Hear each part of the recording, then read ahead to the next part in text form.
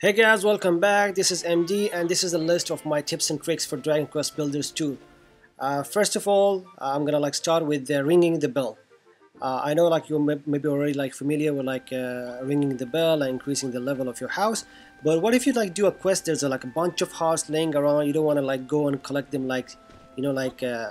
one by one. And also if there's a quest and you want to try to find the guy, maybe he's far away or in a different level.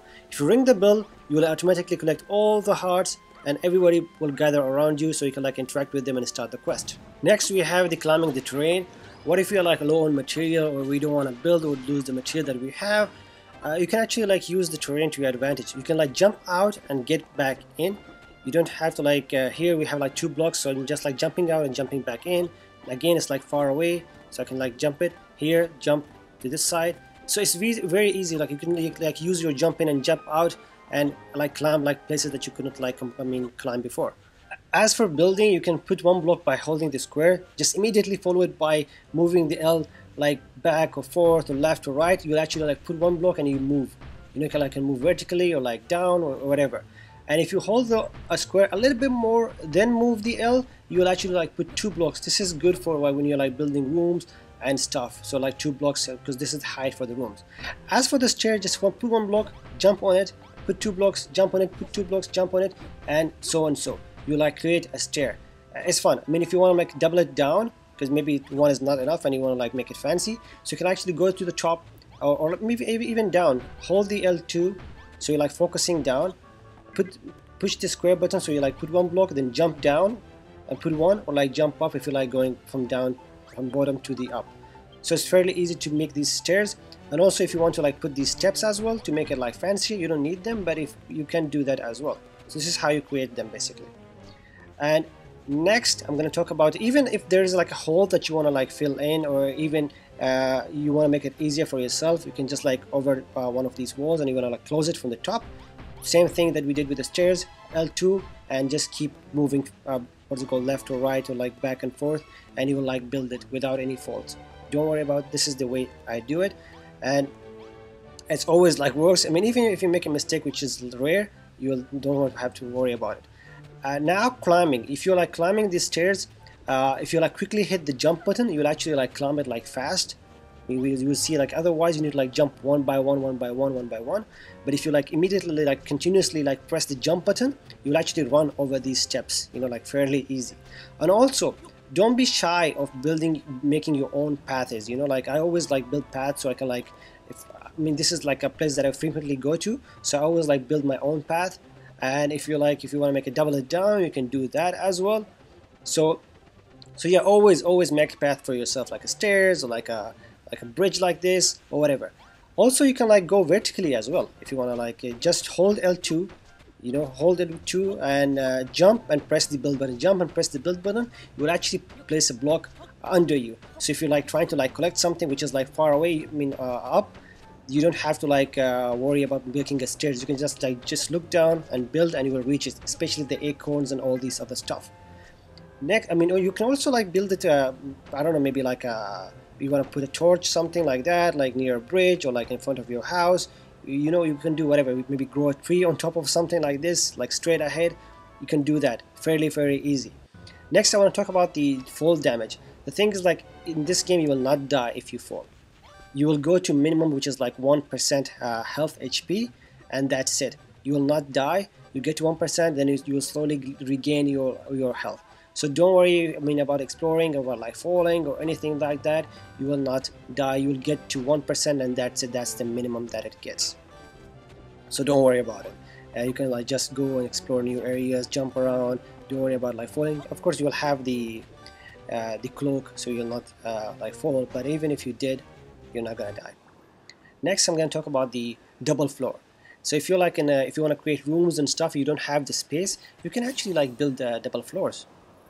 Build a small stairs nearby, so you can climb them. You can see here, I build it on my right hand side, and there's also I build the wall for the enemies to not come. But yeah, you can see I'll build most of the rooms at the top, so the bottom level is maybe full, or there's not many space and I want to make a bigger room or something like that. You can actually create these rooms I don't know, 4 stones, 4 blocks above, so you have plenty of space below. Also, carry a bed with you all the time. So if you're out exploring and it's night and you don't want to like fight the what's it called, the death or like the reaper monster, you can actually like take out the mattress and sleep, you know, wake up in the morning, take it with you, and move on. Because sometimes they are annoying, you know, like you don't want to like fight them, and sometimes they are tough. So yeah, whenever it turns like dark, pull out the mattress, sleep, pick it up, put it back in your storage, and continue with your journey. As for the gardening, this is an efficient way for you. The thing is, like, sometimes we mix by mistake, like I'm putting cabbage or wheat all together, and they are like already like grown there, so you can see the sprout. You don't have to like you know, like knock it with your hammer. You can actually use your glove to move it the way it is. Maybe it's like half grown, you can just put it in another place and it will grow. For example, let's say if I'm like moving all the wheat from here to the another you know, like area, you can just do that, you know, like it will continue to grow. If you use a mallet, we will reset it. We'll just get the bean or the seed and we will reset everything. So don't do that. You can use the glove. Again, with the glove here, sometimes it's tricky to like finish these puzzles, or maybe like this is like a side quest, or these puzzles where we need to like put blocks in certain areas. You can actually do that with your like if you're holding the what's it called, R1 or the sorry, L1 and L2. But if you use the first mode, I mean the first person view, you can actually reach like hard places. You can even like use your mallet or hammer to knock down things, and you can even use it to place these blocks very easily and efficiently, even like you have long hands. Next, the kitchen.